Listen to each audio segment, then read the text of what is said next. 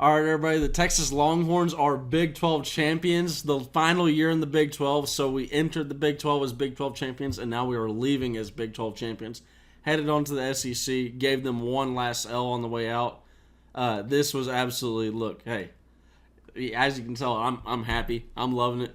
Beat Oklahoma State 49-21. That 21, they got a little 7 at the end, a little generous. I mean, look, we beat the living shit out of this team. Like Oklahoma State this was not even close. We outscored them 21-7 in the first quarter, 14-7 in the second quarter.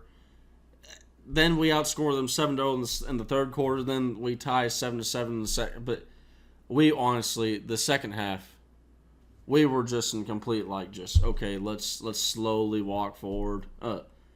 There was actually even a point where we could have had 7 points more. Potentially on the drive, there was a 3rd and 4 or 4th and 5 where we had a false start that backed us up, and then Bert Auburn misses the kick. So it probably should have been 52-21, but regardless, I'll take it. We scored more than double of what our opponent had. This was clearly a game where Steve Sarkisian was going out there and trying to prove the committee, like saying, "Hey, y'all want to do all that shit with Oregon? Okay, putting Oregon ahead of us. Okay, we'll show y'all." And they absolutely did. Oregon looked like absolute trash. Texas looked complete opposite. The run defense, so there's a lot that we're going to be reacting to in this video. So if you like the video, drop a like on the video, subscribe to the channel, and then comment down below your favorite part of being Big 12 champions. This is a great feeling. Really, our only loss is a fluke loss, 4-point fluke loss to Oklahoma. You know what? I'll take it. This season has been just magical. It's been amazing. We're going to see Alabama and Georgia are playing right now. We'll see if Alabama wins that one, we're in the playoff. If Florida State loses their game, we're in the playoff. So some games to root for today. Now, Texas isn't out of the playoff if Florida State wins and Alabama wins. That's a separate whole thing, but there's a debate that'll at least be had. Now, let's just get into the reactions.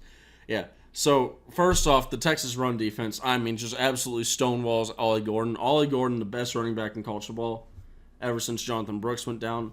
And before Jonathan Brooks went down, there was a conversation, okay, is it Ollie Gordon or is it Jonathan Brooks? 13 carries, 34 yards, 2.6 yards per carry, a long of 9 yards. We absolutely, I know early on some people can say, oh, well, he was limping a little bit early on. Well, he kept playing. He did have 4 receptions for 54 yards, so he does have that. But ultimately, he couldn't run. This is a guy that averages 6 yards per carry. Why can't you run on this Texas defense? Oh, I don't know. Maybe because we got an elite rush defense. This is something I've been trying to tell people for a long time now. This is something that we actually saw with Oregon. Oregon had a really good looking run defense on paper on statistics, but you know what? They hadn't faced anybody. Well, Texas has not only been tested by Kansas State, we've also been tested by Taj Brooks, and we passed both those tests. So what happens when Ollie Gordon comes in town? Well, he passed that test. At this point, you pass on this defense. You pass on them. Why anybody would ever try and run on this defense is absolutely stupid. There was a 3rd and 8 call where, look, I'm not complaining, okay? I'm not complaining that what's his name, Gundy, Coach of the Year, decided to run the ball up the middle, 3rd and 8, into the middle of T'Vondre Sweat and Byron Murphy. Coach of the Year decision right there. Coach of the Year decision. Absolutely love it. Yeah, just pure coaching genius. Look, that's another reason why you knew Steve Sarkisian was going to come out and just absolutely just beat the ever-loving crap out of Oklahoma State. Not only did he want to avenge his losses that he's had before, but this is something he, obviously he's probably felt slighted a little bit, no matter what he says out there on the podium. He's a competitive dude. He wanted to win Coach of the Year. You want to win these awards. That he was this close to winning Coach of the Year, or not this close. Let me say this. Let me rephrase it. He was on the track to being the Coach of the Year through that Oklahoma game. Then after the Oklahoma year one, you know the rest. Texas actually starts to slide and fall. But so rush defense looked amazing. branching off the rush defense, T'Vondre Sweat hitting the Heisman pose. Yes, sir. We've been one of the names that we called. Jonathan Brooks. What Steve Sarkisian did at the end there with Jonathan Brooks, that was one of the classiest. That's one of the classiest things I've ever seen on a football field. I mean that one really that one hit me hard. That one hit. Not sure, and I'm not even trying to go on the angle of I think Jonathan Brooks is leaving or this or that. I'm just saying, man, just like the respect that you're showing to say, hey, we wouldn't be here without you. You go out there, please, and take a snap if you want. Really cool gesture. Really cool gesture. We did not lose Xavier Worthy. It was purely precautionary. So love to hear that from Steve Sarkisian. So. That was a big deal at the end. But I'll say Worthy is one of the tough. That's one tough. That dude is. That's a tough son of a gun right there. I will tell you that right now. Also, if you're a part of the underdog picks that you followed those, I hope you didn't make the exact same picks that I did. Not because they weren't good, because they were great. Because you just had agony. I did. Now, I've told y'all, hey, don't do these 5-leg parlays that I'm doing. Do a 3 or 4-leg parlay.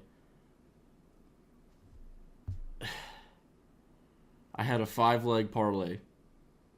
All I needed was a Jatavian Sanders touchdown. Would have had it. Another 5-leg parlay would have hit. If Ollie Gordon would have had over 21 carries, him having only 13 carries. I mean, Oklahoma State, they took themselves out of the run. They took themselves out. Ollie Gordon wasn't getting the. I knew it early on. I was like, oh, that one's not going to hit, because we were scoring so frequently. Every single time we got the ball, we scored, and Oklahoma State wasn't doing that, and they weren't running the ball. I mean, very early on, it was like, okay, crap. There's a 28-point lead. There's a 28-point lead. Like you can't run the ball when you're down 21, 28 points. I mean, absolutely crazy. This run defense, T'Vondre Sweat, absolutely great day. I have a slight suspicion that T'Vondre Sweat, because he said that his favorite moment of college before this was he said he had like scooped up a fumble and he ran it a little bit, not scoop and score, but just scooped up fumble. I have a sneaking suspicion that this is now his favorite moment in college football. The defense was flying around. I mean, we did start to give up a little bit of points at the end, but I'm not really that worried about that. This was a great game from Quinn Ewers. I mentioned the 76% completion percentage. He broke multiple records today. Most yards of any quarterback, I believe, in the Big 12 championship game. Most yards of any Texas quarterback against a Big 12 opponent. 35 of 46, so 46 attempts, 35 completions. 452 yards, 9.8 yards per attempt. 4 touchdowns, 1 interception. His 1 interception was he just didn't see the guy, and I was willing to write that off as soon as it happened. Now here's the crazy thing: 97.1 QBR. That is out of 100. So it does, factor in for opponents, opponent strength and whatnot. Man, what a day Quinn Ewers had. When we needed it, he gave it to us. We need to pass the eye test, and they certainly did. I mean, look, if there's, I'd love to see the categories in the eye test if Texas didn't pass it. That's something that I would personally like to see if they come out and say, you know what, well, Texas, you still need a little bit to go on the eye test, but you were just this close, man. Keelan Robinson, 4 carries, 75 yards. 1 was 57 yards. 2 touchdowns on the day. 3 touchdowns on the ground. 4 touchdowns through the air. So balanced again. I mean, no, the yardage was not balanced. We had 464 yards through the air, 198 yards through the ground, on the ground. Held Oklahoma State to 31 yards as a team. Just under 2 yards per carry, 1.7 yards per carry as a team. I mean, this is I cannot keep on reiterating how elite this rush defense is. This is one of the best rush defenses that we've ever seen as wear Texas uniforms. I'll say that. I'm done trying to tiptoe around the 2008 2000. You know what, this defense is. I've said it's right there with them. Yes, it's right there with them, possibly even better. Get it through your heads. Get it through your heads. This is a good rush defense. This is elite level stuff that we're talking about. If you were to add on some of the past defense that we've had in those years, man, maybe this defense is just like, maybe it's one of the greats of college football. In that case, third down efficiency, they were 3 for 10 on third down, right around what do you expect. Texas was allowing 27% third down conversions, first in the nation. Continued that elite stuff. 600. This was crazy. We outgained them 662 yards to 281 yards. 464 yards passing to 250 yards passing. 198 to 31 yards. We had double the penalties, but it didn't even matter. It wasn't even close. Time of possession, we absolutely murdered them. We held the ball for 40 minutes and 6 seconds. So basically a two-thirds split. We held the ball for 2/3 of the game. This was such a special win because there was so much emotionally riding on this. I mean, it does suck that we lost 4 points to Oklahoma, but I mean, you don't lose that game, we're instantly in the college football playoff right now. No doubt. We're probably even a 1 seed at this point. But that loss does exist. Although I will say, if you're looking at that loss, I mean, if you were to ask me where's the one part that you're willing to have a loss, I would have said it's either Alabama or Oklahoma, and I probably would have chose Oklahoma. And the reason why I would have chose Oklahoma is because a neutral site rivalry game where it's split down the middle, 50-50. No other team, no other school, no other two schools play a game like that in college football. None. That you're never going to. You can say Ann Arbor, the Big House, all that stuff, the Ohio State versus Michigan. You can say that. You can say that's a better game. I'm not arguing against that. It's not the same environment. It's not the same. I mean, as a fan that has experienced it, it's a weird feeling to go from cheering on your half. It's loud. It's like it's almost like for fans that were at these games, if you've ever been to a loud environment, Texas versus Alabama, Texas versus Kansas State this year, Texas versus Texas Tech this year. That's what it feels like. When a good play happens on your half, you're like, it's just well, not even just on your half, but it's louder when it happens on your half right in front of you. But when a good play happens, it's just cheers. And it's all right around you. You hear it immediately, right? But when a good play for Oklahoma happens, it's just a weird feeling to hear the cheers of a different fan base from a distance. And when it's just, but like players talking about how when you're running, you'll hear boos and then you'll hear cheers right at the 50-yard line as you cross over the 50 and into your home fans' territory. It's a weird dynamic. So, and that's also the one game that I've seen enough Charlie Strong, Tom Herman teams go out there and beat good Oklahoma teams to know, you know what? You throw everything out the window. Every single Oklahoma fan and Oklahoma personality was sitting there saying we're going to lose that game. So if there's a game that not that they were going to lose that game. And it's the one game you can't predict. So if there was a game that I'm willing to have a loss on, it's Oklahoma. And I say all that to say that loss. That shouldn't be viewed as like a normal loss. Now, I'm not trying to go into a whole thing on that, but and I kind of already have at this point.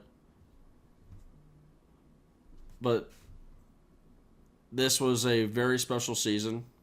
I'm not going to allow one loss to ruin it. Big 12 champions. I mean, like, I'm...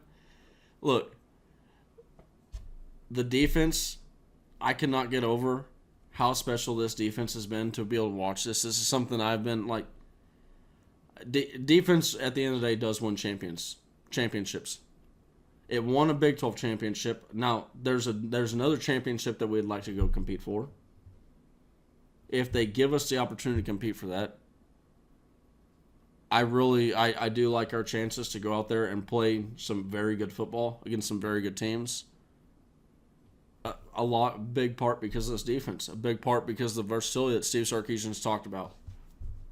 I mean, this is a team that's battle tested.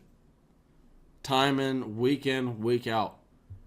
And to use a baseball reference, you want to be hot at the end of the year. Right? For teams that go to Omaha, you want your team hot going into Omaha. You know, getting hot at the right time is what they call it. Well, Texas is getting hot at the right time right now. If you look at the box score, Iowa State's a lot closer than it looks. That game was a blowout. Texas Tech was a blowout. Oklahoma State was a blowout. If they let us in, this Texas team is playing their best football right now. So, that is intriguing to see. We'll have to see. We'll watch. Georgia is currently up 7-0 on Alabama. I do expect Georgia to win, but all eyes on that Louisville game. If Louisville walks away with the win over Florida State, the Texas Longhorns are in the college football playoff. All right, everybody. Hope you all have a great day. Enjoy that Big 12 championship. I will be getting the every play out for y'all. Yeah. I'm ecstatic. I've already fired the cannon off. It smells like black powder in here. Gotta love it. All right, everybody. Hook!